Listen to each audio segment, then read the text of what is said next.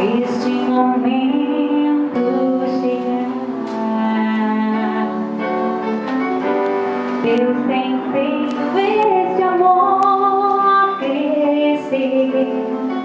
O amor com Cristo faz viver. Hoje o amor é mais visível em você. Seja em sorriso ou em palavras ditas sempre com amor.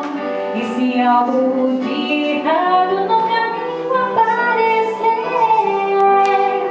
juntos se ajoelhem em oração. Cristo é o centro do nosso viver. Ele os uniu para serem um só ser.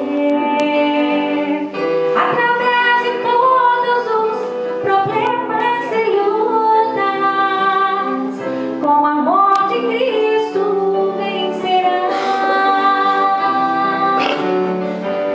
E o presente e o futuro e o passado, confirme neste amor uma entrega total. Agora juntos a Deus agradecendo pelo amor que existe neste lar. Cristo é o centro do nosso viver. Ele os uniu para serem um só ser. Através de todos os problemas e lutas, com o amor de Cristo